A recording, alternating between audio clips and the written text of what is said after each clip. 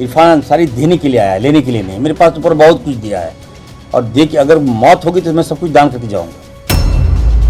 खराब लगता है। अब बताइए 50 करोड़ का टेंडर है, 48 करोड़ तो सैलरी का पैसा है, वो पैसा तो सैलरी में जाएगा। तो कौन सा घपला कर दिया भाई? अभी टेंडर फाइनल भी नहीं हुआ, तब तक तो आप कहते हैं कि ब्लैक लिस्टेड है, ये है वो। आप देख रहे हैं केवल सच। राजेंद्र आयुर्विज्ञान संस्थान रिम्स की शासी परिषद की एक महत्वपूर्ण बैठक आज मल्टीमीडिया रिसोर्स सेंटर में आयोजित की गई। बैठक की अध्यक्षता झारखंड के स्वास्थ्य मंत्री डॉक्टर इरफान अंसारी ने की। बैठक के बाद पत्रकारों से बात करते हुए स्वास्थ्य मंत्री डॉक्टर इरफान अंसारी ने बताया कि आज की बैठक में कई महत्वपूर्ण बिंदुओं पर निर्णय लिया गया है। रिम्स में इलाज के तहत किसी की मौत हो जाने पर उनके परिजनों के खाते में यूपीआई के माध्यम से तत्काल 5,000 रुपये की सहायता राशि दी जाएगी। इसके साथ ही नए मोक्ष वाहन की भी व्यवस्था शुरू की जाएगी। स्वास्थ्य मंत्री ने बताया कि रिम्स में इंटर्नशिप करने वाले डॉक्टरों को 30,000 रुपये देने पर भी सहमति बनी है। उन्होंने बताया कि हाईकोर्ट के आदेश के आलोक में रिम्स में नए उपकरणों की भी खरीदारी की जाएगी। बहुत जल्द ही रिम्स में एमआरआई मशीन की भी खरीदारी की जाएगी। उन्होंने बताया कि एएनएम एवं जेएनएम की सैलरी भी बढ़ाई जाएगी। स्वास्थ्य मंत्री ने कहा कि रिम्स की व्यवस्था में लगातार सुधार किया जा रहा है। उन्होंने बताया कि रिम्स में मरीजों की संख्या बढ़ने पर उन्हें नई बिल्डिंग में शिफ्ट करने की भी तैयारी चल रही है। रिम्स गवर्निंग बॉडी की अगली बैठक 12 नवंबर को होगी। तो चलिए डायरेक्ट स्वास्थ्य मंत्री से जुड़ते हैं और जानते हैं कि उन्होंने और क्या कुछ कहा। तो देखिए रिम्स को ठीक करना और बेहतर से बेहतर करना ये हमारी जवाबदेही है और इस कड़ी में लगातार हम लोग काम कर रहे हैं। राज्य को ये मैसेज देना चाहता हूँ कि रिम्स जो है वो पहले से बेहतर हुआ है। और आज जो जीबी का बैठक था इसमें कई महत्वपूर्ण निर्णय हमने लिया है और निर्णय जो है मैं आपको बता देना चाहता हूँ कि त्यौहार को देखते हुए हमने जो हमारी जो एएनएम जेएनएम जो थी जो कार्यरत थी उसकी सैलरी हम लोगों ने बढ़ा दिया है। आउटसोर्सिंग को भी हम लोगों ने राहत दिया है। दूसरा है कि रिम्स और भी जो लोग कार्यरत हैं उसको भी हम लोग दीपावली के अवसर पर उसका हम लोगों ने मानदेय बढ़ा दिया है। तीसरा सबसे बड़ा निर्णय था कि जो हम लोग मोक्ष वाहिनी कहते हैं, जो पेशेंट डेथ करता है रिम्स में, ये दुर्भाग्य है कहिए, क्योंकि प्राइवेट में जो पेशेंट को ठीक नहीं कर पाते हैं सारा पैसा वसूल लेता है लोगों से। उसके बाद जब नहीं जो पैसा देने लायक नहीं होता उसको रिफ़र रिम्स कर दिया जाता है और रिम्स जो है वो भार सहता है। तो रेट ऑफ आप कहिएगा कि जो मृत्यु दर है हमारा काफ़ी ज़्यादा है रिम्स का और जो लोग मरते हैं गरीब लोग हमारे मारे जाते हैं। इसको देखते हुए हम लोगों ने मोक्ष वाहन, नया मोक्ष वाहन जो पुराना नहीं, और 5-5 हज़ार रुपया जो डेड बॉडी है उनके परिवार को हम लोग पेटीएम के माध्यम से ऑन द स्पॉट हम लोग देंगे। ये बड़ा निर्णय है राज्य सरकार का।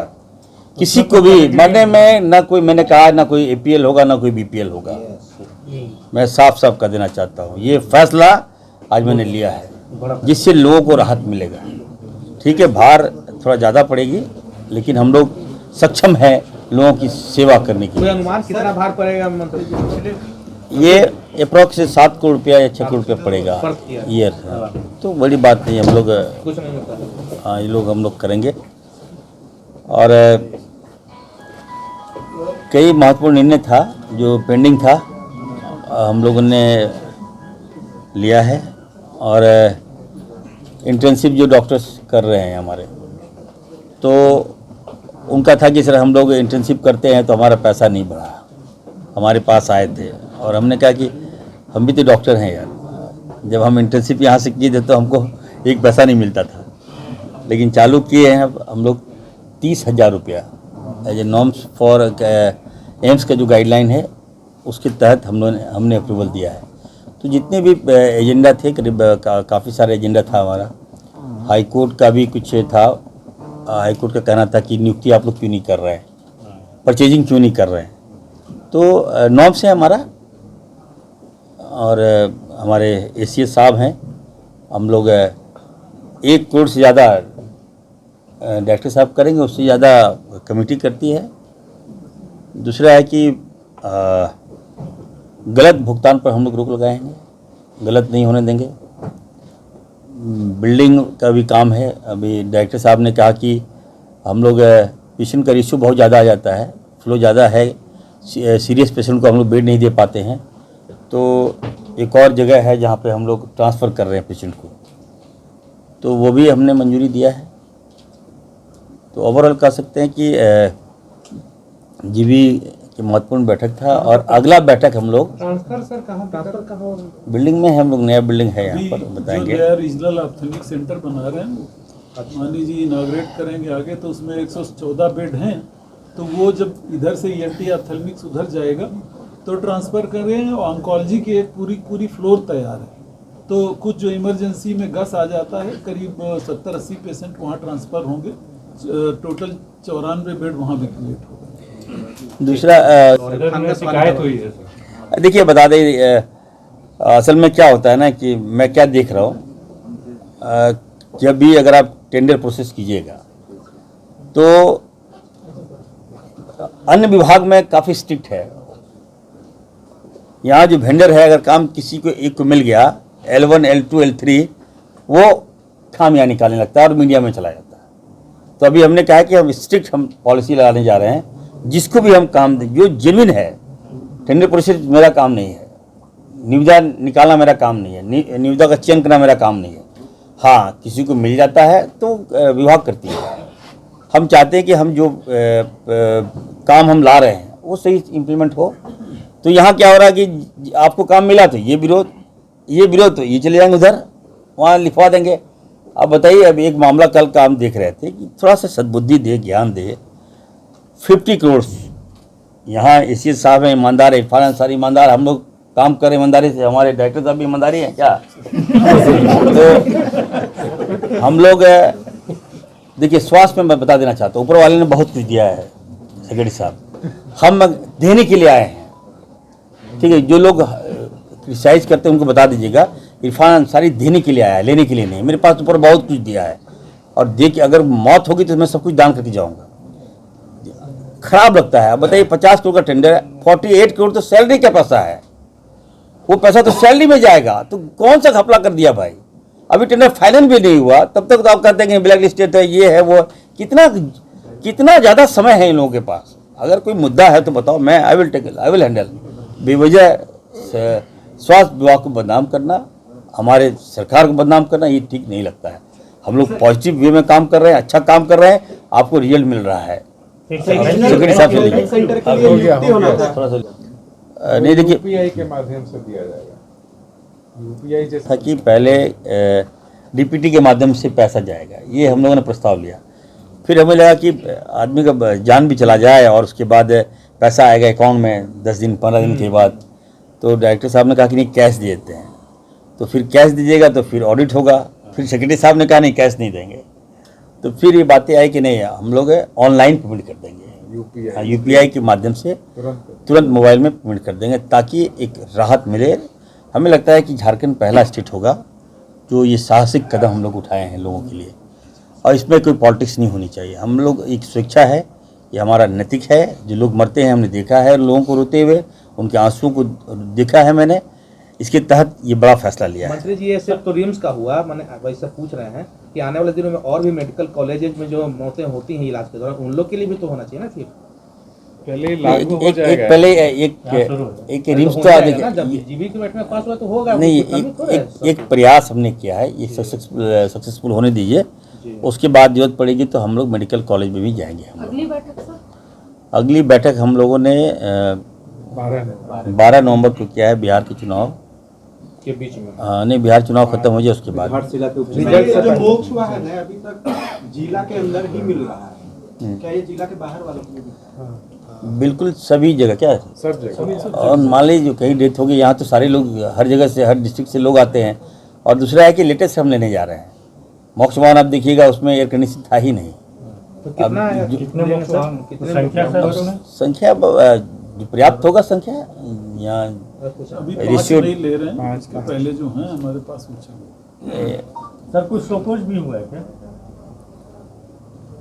वो किसका सूखा? वो समझ गया। जानकारी मिल रही थी कि शायद नहीं स्पष्टीकरण पूछा गया है तो क्या चलिए उससे बात क्या होगा पूछा चलिए गया सर सर? नहीं पूछा गया था स्पष्टीकरण नहीं हमारे डायरेक्टर साहब बगल में हम क्या बोलेंगे उनको। सर एक महत्वपूर्ण सवाल है। आप लोग तो ऐसा बात बोलते हैं मंत्री जी, गुमला की एक महिला थी, 108 नहीं मिला, रास्ते में ही मौत हो गई। 5 घंटा इंतजार रहा लेकिन 108 नहीं पहुंचा। नहीं ये तो देखिए आप रघुवर दादी से क्या नहीं पूछ रहे थे वर्तमान में आप मंत्री हैं सर। नहीं तो कितने लोग हैं बताइए अगर हम अच्छा काम कर रहे हैं भाजपा से पूछिए उसके शासन का 20 साल उन लोगों ने क्या कौन सा व्यवस्था करके रखा था। अभी हम लोग काम कर रहे हैं अच्छा काम कर रहे हैं। अब ऐसा थोड़ा बहुत होता है तो उसको हम कार्रवाई करेंगे 108 में जो भी हो। काफ़ी शिकायत भी मुझे मिला है और आपको बता दें कि बहुत जल्दी जितनी पुराने एम्बुलेंसेज है हम लोग उसको शिफ्ट कर रहे हैं और नया एम्बुलेंस अगला पेमेंट में हमको लगता है कि 200 कितना ले रहे हैं सेठ साहब 207 और 30 का टेंडर हो चुका है और 207 का भी कैबिनेट में प्रपोजल एकदम हाईटेक एम्बुलेंस होगा ये शिकायत हम बंद कर देंगे। तो माचिस का डब्बा जैसा नहीं ना रहेगा? अब देखिएगा ना अब लोगों का मोटिव है लोगों का जान बचाना लोगों की सेवा करना। एक्चुअली फ्री की सेवा है ना तो इसमें कुछ ना कुछ तो दिक्कतें आती है। लोग अब कंप्लेन मिलता है किसी का कोई प्रॉब्लम हो जाए तो वो खामियां निकालते हैं लेकिन चलिए सरकार उनके साथ है हर व्यक्ति के साथ है पेशेंट के साथ हम है और जो लोग ऐसी घटनाएं घटी हम उसकी जांच कराएंगे और जो दोषी होगा उस पर हम कार्रवाई करेंगे। ये वाला डब्बा सर बंद हो रिम्स के जाएगा। हाँ डब्बा जैसा एम्बुलेंस जो है वो बंद हो जाएगा। नहीं वो नहीं आपको पहले आपके घर भेजेंगे जो वो करा भेजिएगा सर। आपके घर भेजेंगे कि आपके घर भेजेंगे आप देखिए कि कैसा एम्बुलेंस है सर आप सर्टिफाइड कीजिएगा मीडिया वाले तभी हम उसको सर ये सदर अस्पताल में रिम्स में जो है जांच नहीं होती है तो उस पर भी हम लोगों ने गंभीर चर्चा किया और ये पाया कि सभी तरह के जांच यहाँ पे होता है केवल MRI जो है वो जांच नहीं हो पा रहा है तो उसको भी हम लोग जल्द से जल्द हम लोग उसको टेकअप कर लेंगे और MRI की व्यवस्था होगी।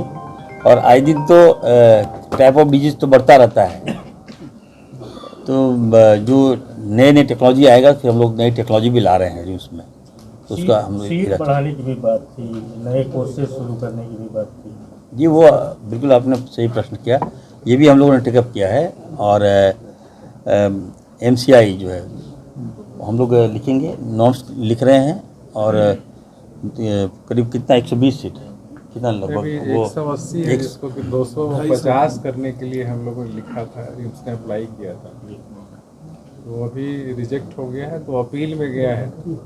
अपील में गए तो हम लोग NMC से बात करेंगे कि इनका अपील जो है स्वीकृत हो जाए ताकि MBBS के 250 सीट्स यहाँ पर मिले और साथ ही साथ PG का जो 176 सीट है उसको भी 250 करने के लिए हम लोगों ने कहा 250 करिए क्योंकि पहले जो NMC का नॉर्म्स था और अब जो नॉर्म्स को रिलैक्स कर दिया गया है तो हम PG में 250 सीट्स में एडमिशन ले सकेंगे।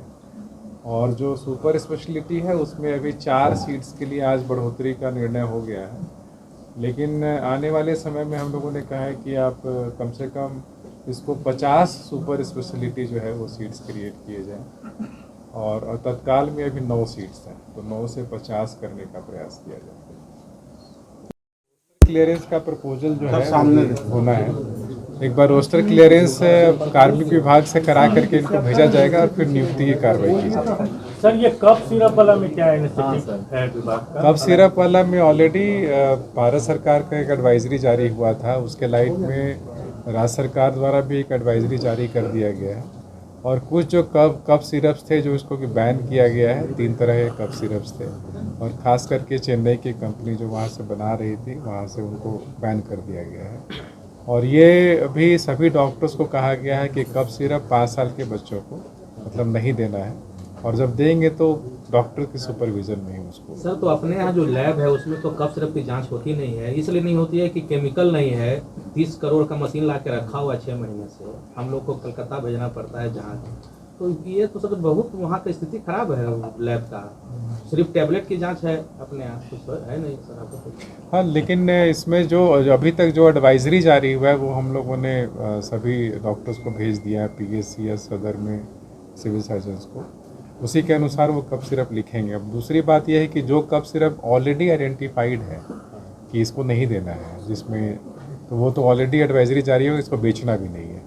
अब बात रह गई कि जो कफ सिरप बिक रहा है यहाँ पे और जो कि बैंड नहीं है, उसका टेस्टिंग करने के लिए तो ये हम लोग चेक कराएंगे कि क्या कमी है यहाँ पे लैबोरेटरी में, उसको दूर हम लोग करेंगे। और जब तक नहीं दूर होता है तब तो जो कैलकाटा है वहीं से जांच होगा। ठीक, थैंक यू।